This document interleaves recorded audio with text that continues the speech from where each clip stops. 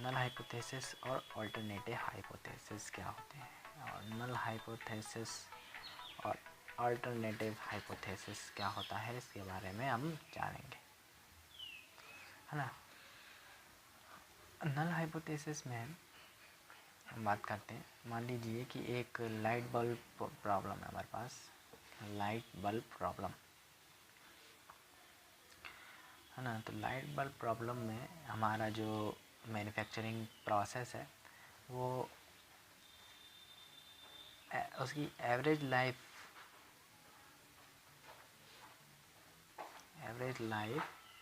Of mu hours, and it is populations of both those manufactured by standard process and those manufactured by new process. In this problem the following three hypotheses, है ना। तो अभी ये मैं आपको क्या बताना चाह रहा हूँ कि मान लीजिए हमारे पास एक बल्ब प्रॉब्लम है। बल्ब प्रॉब्लम में हमारे पास एक average life of mu hours यानी कि हमारे पास एक मीन है। मान लीजिए कि बल्ब एक चलता है हमारा 90 दिन चलता है, एक हमारा 100 दिन चलता है, एक हमारा 120 दिन चलता है, एक हमारा 135 दिन चलता है, एक हमारा 140 दिन चलता है। तो इस तरीके से मीन जो हमारे पास, मान लीजिए कि मीन जो है 110 का मीन है हमारे पास।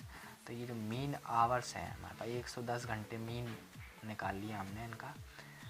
तो अब हमें ये निकालना है कि जो पहले प्रोसेस चल रही थी वो अच्छी है या बाद में प्रोसेस है अच्छी, वो अच्छी है, इसके बारे में हम बात करेंगे।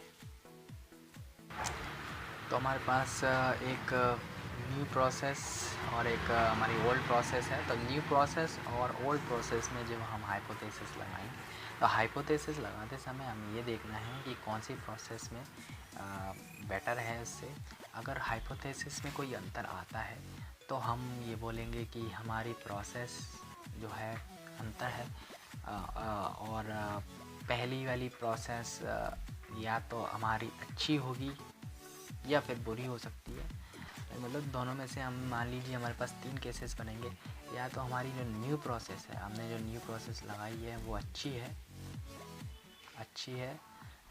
इज़ ग्रेटर देन बैड, जो पुरानी है हमारी ओल्ड प्रोसेस से, है ना।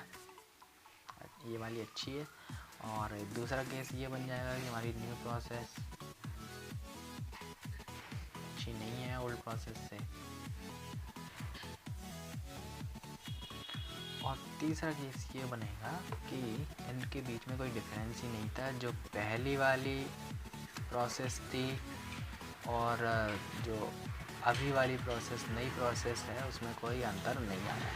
तो ये जो 2 केसेस हैं ये तो हमें कुछ बायसनेस दिखाएंगे। और ये थर्ड वाला केस है इसको हम कहते हैं नल हाइपोथेसिस, कि हमारी जो प्रक्रिया थी उस प्रक्रिया में हमने जो बदलाव किए उसमें कोई भी हमें निष्कर्ष प्राप्त नहीं हुआ है, यानी कि कोई बदलाव हमें नहीं दिखा है। इसलिए इस हाइपोथेसिस को नल हाइपोथेसिस के नाम से जानते हैं, है ना। तो ये आपको अच्छे से समझ में आ गया होगा कि नल हाइपोथेसिस किसे कहते हैं।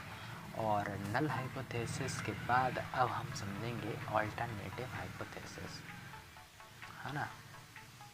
तो अल्टरनेटिव हाइपोथेसिस जस्ट इसका उल्टा था कि अल्टरनेटिव हाइपोथेसिस में मान लीजिए कि हमारी जो प्रोसेस थी, हमारी जो न्यू प्रोसेस है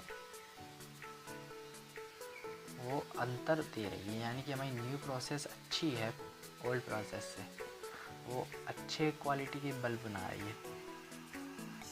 और या फिर ये भी हो सकता है कि ओल्ड प्रोसेस हमारी अच्छी हो,